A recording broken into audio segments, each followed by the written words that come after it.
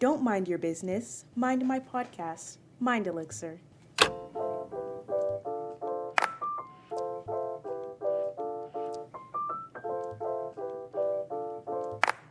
Hi, my name is Ayoka, and welcome to or back to my podcast, Mind Elixir, where I discuss topics surrounding personal growth, social issues, and other things of interest to me. Today, I'm going to be discussing something that I guess you could say that I have major experience with, which is having no social life and no IRL friends.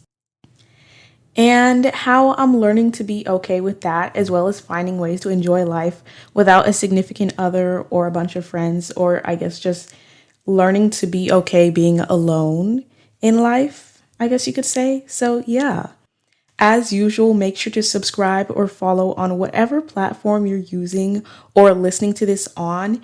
And if you share this episode on Instagram, you can always tag me at mindelixir.podcast so that I can see it. And also my other socials like my Pinterest, YouTube, TikTok, all of that, they are linked down below in the link tree and on my website as usual. So first I wanted to talk about my own kind of friendship journey. And then I was going to talk about ways that you can learn to be okay being alone, all of that. And then just some reminders near the end. So first, let's establish that whenever I say friend, I usually consider that someone that I can share parts of my life with, like share my secrets, hopes, hobbies, anything like that, just talk to without feeling super uncomfortable. Like you can share stuff like that with them comfortably and they can do the same with you. And someone that you can talk to outside of school or like outside of whatever environment it is that you met them in. And and they can encourage you to do better and they look out for you and stuff like that. The reason I say that is because I know that some people may have a very different definition of friendships because others at my school may consider me their friend, but I'm just over here like, bro, the only time we've talked to each other is in algebra class about the latest homework, and we don't even say hi to each other in the hallway. I'm pretty sure we're not friends. And in that case, they consider everyone their friend. So yeah. I first wanted to talk about like why I have no actual IRL in real life friends as a literal 16-year-old, which is kind of embarrassing saying that out loud. But oh well, let's rewind a bit all the way back to 2020 whenever the infamous COVID-19 coronavirus hit. And we all know, like for me, it was basically after spring break. We went on spring break and then they extended the spring break and then we had to stay home. And that year, it was my last year of middle school, 8th grade, and I really had no one that I'd consider a friend in real life since then. And that was also the last time I ever hung out with someone for something non-school related outside of school, up until 2 weekends ago. Yeah, so I would say there were a few people that I was close with then. But then on the break, we grew apart. Like they had their own things to do in their life. And, texting people isn't always the same. It's kind of super dry. And of course, we couldn't really hang out outside of school because of the pandemic.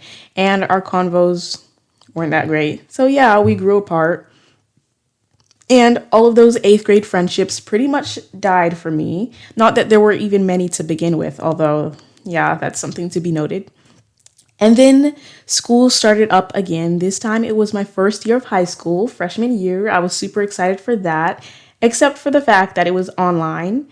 And then that year I discovered Discord. So I guess I had some online acquaintances. I know everybody's always like, Discord, yikes. But it was actually pretty fun, talking to people online, mostly people my age. It was always people my age and around my age group and stuff like that. And I would also chat with some people from school on Discord as well, because there's a Discord server for people in my grade that went to my school. So I would talk to them on this one server and they seemed pretty friendly. That was great and all of that. But there's only so much you can get to know about a person through online communications, and not being able to meet these people in person did kind of have an effect. Like you can only get to know so much of their personality through texting. And some of the people that I went to middle school with did continue to go to this new high school with me as well. But then again, wasn't really friends with them. I didn't really know them that well. and they had their own friends already. So yeah, I became acquainted with a few people, if that's what you want to call it, since it was literally online. And yeah, but none of them were really friends. So ninth grade year passed and I had no friends. Now onto the 10th grade school year, which is 2021 to 2022, aka the current school year, the one that just ended. So I came into school with the mindset that I could definitely make friends, and like I actually did see myself making friends. And yeah, but this actually might sound a bit creepy, but I wrote down some of the people that I thought I could be potential friends with, not in a creepy way, but just in like, as in, I would look for them at school because I had talked to them in the Zoom classes and they had seemed pretty friendly whenever, like, over that small exchange during Zoom University. Yeah. And I would also I remember at home, before school started, that school year started, I would practice conversations because I was like, oh my gosh, I might be a little rusty in my conversation skills. So I practiced conversations and like wrote down ideas for conversation starters and tips for making friends on YouTube. I hope I'm not the only person that has ever like done that, because that's going to be like really weird. Well, not weird, but like if people are hearing this and they have never looked up conversation starters or how to make friends or stuff like that, and that's like just me, then I'm gonna be like, oh, okay then. And yeah, I did all of that. And did I make any friends during 10th grade year? No. Every single day during lunch, I would sit alone unless I had a club to go to, which is another thing. People usually say to join clubs to meet new people, and I did meet new people, but like I didn't really become friends with any of them. So there was that. And it's not really that bad to sit alone at lunch. I mean, like, I just eat my lunch and go on my phone. I just do that. Yeah. So there's that. And there were people that I was friendly with throughout the school year that I shared conversations with, that I laughed with, and all of that. But I really didn't come out of this school year with any people that I would really consider friends. And I was trying to figure out why, like what's going on with me. And I think that like this school year, especially having no friends, whenever I got into the middle of the school year, kind of after I realized like, oh, everybody else already has their friend groups. And we were halfway into the school year, I kind of just like developed this mindset that since everybody else already has their groups, I might as well not try. I guess maybe that would be considered a limiting belief. Yeah. So I just feel like everybody else already has their friend groups, and that the only reason people would want to be friends with me is pity or as like a temporary or replacement friend. So I had that idea, which is not the best idea to think or thing to think. But yeah, I was just thinking that. Although it's probably not true, it's just like my brain, my silly little brain doing all of that.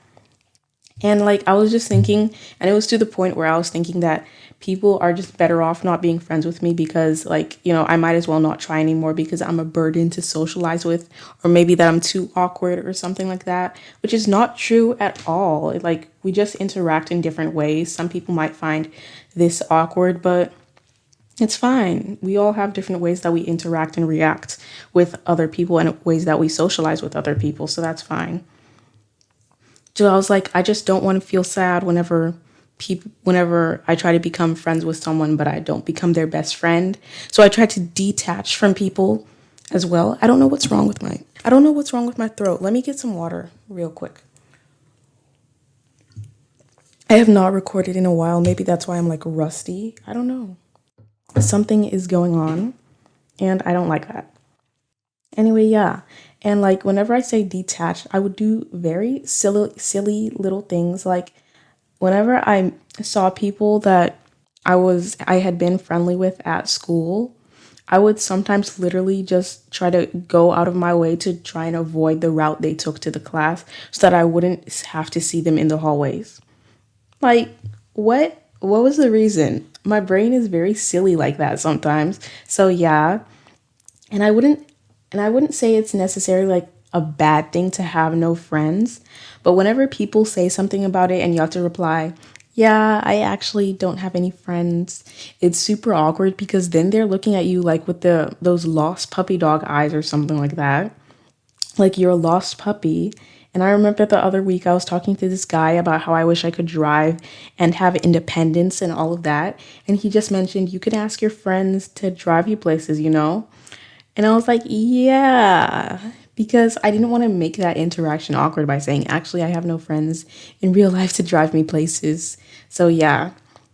Also, another side effect of not having friends is the FOMO, like the fear of missing out on stuff, because I feel like a large part of the high school experience that people always talk about is doing this and doing that with your friends, being able to go out and have fun and go to parties and stuff like that. Did I just do a British accent? What? I don't know. Anyway, yeah. And I know that all sounds super depressing or whatever, but at the end of the school year, there were like several people actually that I had become kind of closer with. And I feel like if we had had more time or I had started talking to them earlier in the school year, I could have probably potentially become friends with them. So yeah, but there's always next year to make friends and become closer with people and make those connections. So there's that. And honestly, I think that not having friends isn't that bad of a thing anymore because, well, not having IRL friends at least. Well, not having friends isn't that bad of a thing anymore because, to be honest, the thing that made it so bad was just me constantly stressing about what having no friends meant about who I am as a person or what I do. Like, I would just think, oh my gosh, does it mean that everybody hates me or something like that? So that was the thing that caused the most stress on me. And also, whenever I did stuff like avoiding people in the hallway, like, what was the reason? There wasn't. Not the actual having no friends part, like, that was fine. Which is why I wanted to share how I've learned to be okay being alone. And technically, I'm not really alone. I still have my family. And yeah, that's something to be grateful for. And of course, I have on my online podcasting community and fellow teen podcasters that I talk to. And they're really great, really sweet. Love them. And of course, like I said before, near the end of the school year, I met some pretty great people that I think if we had more time to get to know each other, we might have become friends. So yeah, I'm kind of looking forward to next year, kind of scared about next school year. It's mixed emotions. And yeah, there is a difference between being alone and actually like the actual feeling of loneliness, because I think that sometimes I do use those interchangeably. Being alone, it's just like solitude, not having other people to always be there for you. Well, loneliness is the actual emotion of like distress, sadness, and not feeling like you belong or that anyone understands you. And I think that I'm alone with occasional feelings of loneliness, maybe. I don't know. Especially now, I know with the social media, whenever you constantly see people having the time of their lives with their friend group, hanging out every day 24/7, and couples making cute relationship TikToks, it can be like, why can't I have that? But that's just like social media, and you only see what people want you to see there. Like, they are curating the content for what you want them, what type of life they want you to see, how much of their lives they want you to know about. So there's that thing to think about. Those friendships that may appear picture perfect online aren't always that way in person. So yeah, I'm not, oh, it sounds like I'm trying to prey on their downfall. I promise I am not. I'm not one of those people that's hopes couples break up or whatever. And I understand why relationships are so important, whether that be platonic, romantic, or familial. I think those are all very important in your life. So if you have those relationships in your life, make sure to cherish them and check up on those people in your life. Check up on your loved ones, your family. Make sure they're doing okay. Make sure to strengthen those bonds and interact with them often. And yeah, but I also think it's essential to be okay with being alone, because at the end of the day, you're only going to have yourself, and we all have to gain some independence and like be okay with the solitude of ourselves and who we are, or at least become accepting and comfortable of ourselves, right? You know? Yeah. Now I'm going to be chatting about a few things that you can do to get comfortable being with yourself, being alone or whatever. Become your own bestie, become your own best friend. Yeah. The first thing I would say is to find things that you're passionate about doing, whatever it may be. Whenever you have a passion, just beyond consumption of social media and Netflix, life becomes so much more enjoyable because you have this thing that you can focus on, that you can curate, that you can create, or whatever it may be. And maybe like you can even turn like I said before, consumption of media, you can even turn that into what you're passionate about.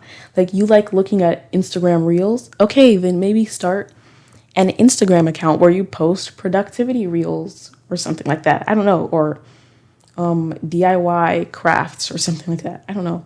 Yeah, reels about something in your day-to-day life. Maybe you like watching horror movies on Netflix. So you start a blog reviewing those movies. You can turn like ordinary, mundane things into something that you're passionate about and something that you like to do. Just having these hobbies and forms of expression, I think, is so important.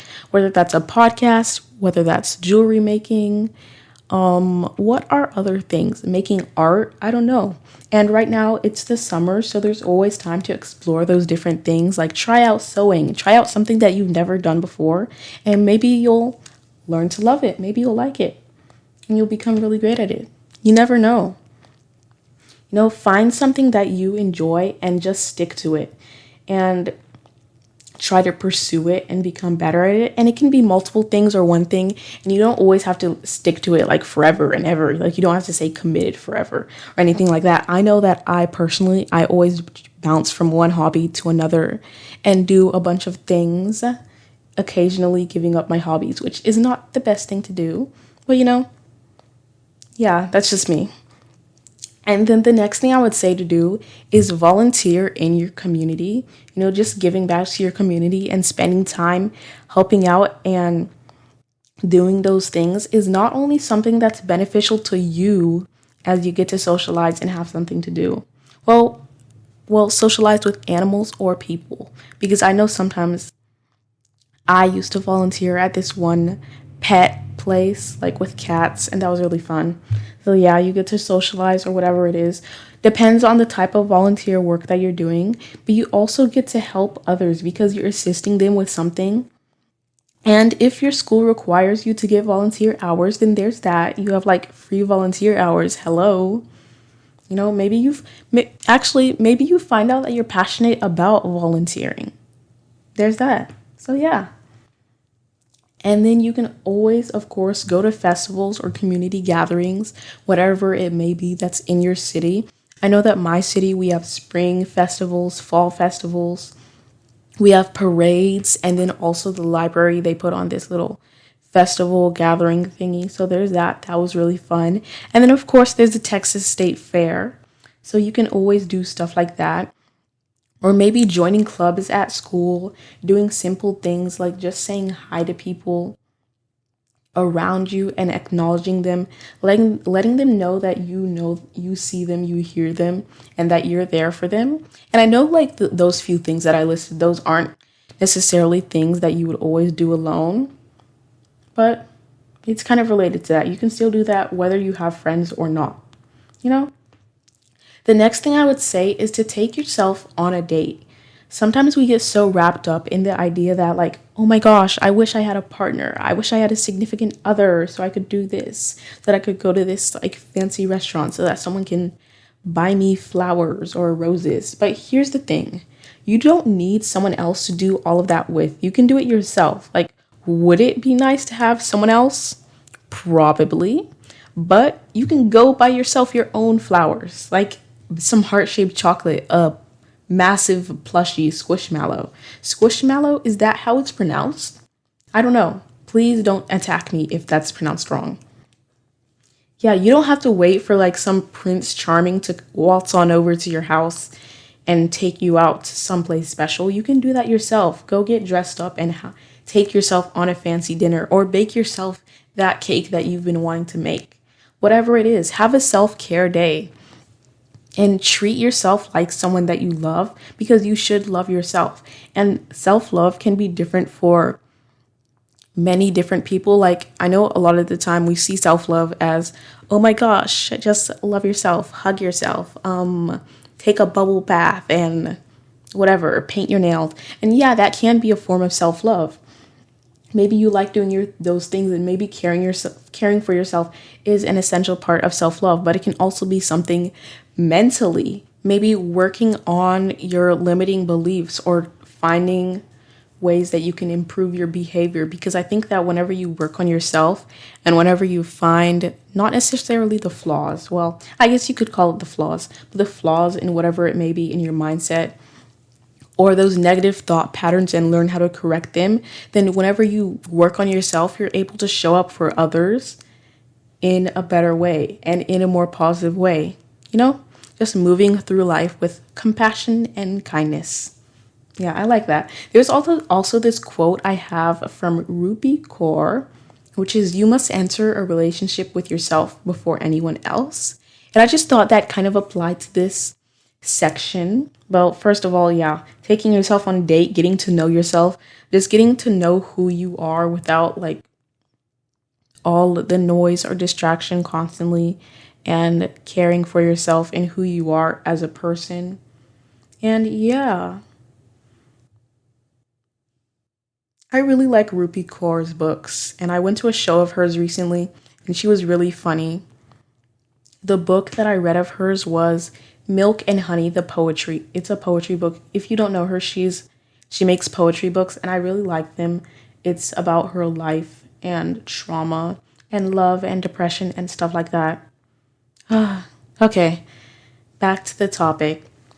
The next thing that I would say to do is just spending some time in nature. I honestly think that nature is so beautiful, even if there are some really annoying bugs sometimes, because everything comes from nature, you know? Everything that comes from nature eventually returns to nature as well. And with all of that, like with all the sounds of birds chirping, crickets, water rushing, whatever it may be, being in nature doesn't always feel so lonely. You know, if that makes sense, it's like the solitude of nature is welcoming. And I remember last week, well, not last week, it was the week before last week, whenever I went to Senegal. I posted about it on Instagram if you don't know. But anyway, whenever I went to Senegal and I just walked outside a lot, and also the hotel window allowed me to see outside, I literally just sat there for like 30 minutes looking outside at this flower tree below the hotel window. And it was so peaceful and calming. And like, I wasn't even distracted. I didn't even feel tempted to go on social media or anything, which is very weird and different for me, but I liked it. And yeah, I just really liked being able to feel that gentle breeze. And whenever we went up for breakfast, it was this rooftop breakfast that they had at the hotel. There were these small little birds there, so I really enjoyed watching that. And just seeing how lively nature is whenever you just stop and smell the roses. Oh, okay. Whenever you just stop to take in all of the parts of nature and everything going on there, you realize it's just so lively and nice. And yeah, so yeah, find some natural parks, maybe like an arboretum with flowers or whatever, and just spend some time there. Or maybe have a picnic at the park and bring a cute little charcuterie board. I always want to have like a charcuterie board because I see those all the time on Pinterest and they look so cute. I need to do that again this summer. Definitely. So, moral of the story, Mother Nature is great for spending some alone time. And yeah, those are a few things that I think you can do just to get more comfortable with yourself and be your own bestie. Of course, you can always come up with your own things, or let me know whatever you like to do whenever you're alone or whatever you're passionate about. And yeah, and a few reminders that I have for you if you're like learning to be alone or struggling, I guess. I don't know. I wouldn't call it struggling. But figure out if you have anything that's holding you back from being social. Like me, I already said how I felt like my some parts of my mindset that I developed was kind of limiting me. I guess those limiting beliefs at the beginning of the episode, and how this next school year, even if I feel like a bit discouraged, I'm still going to try and be social and be open and try to interact with people as much as I can and join clubs and all of that. So there's that. And if you're feeling like it's all just like hopeless, that you'll never make friends or whatever, honestly, just don't worry, because you'll find someone.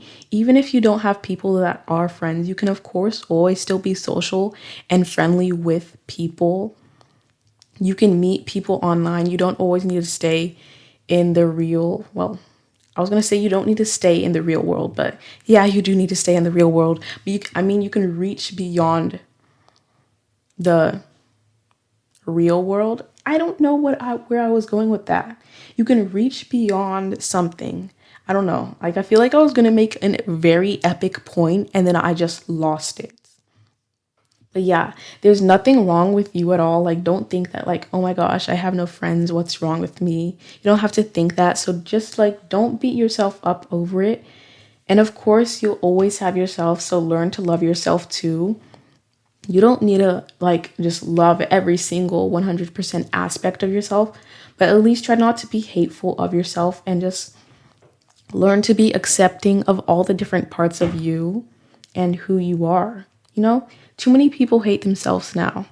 And like, I just hate to see people being so mean and self-deprecating about themselves when they don't deserve it at all. Like, be forgiving and be kind to yourself. Even if it may be hard, even if it may be difficult sometimes.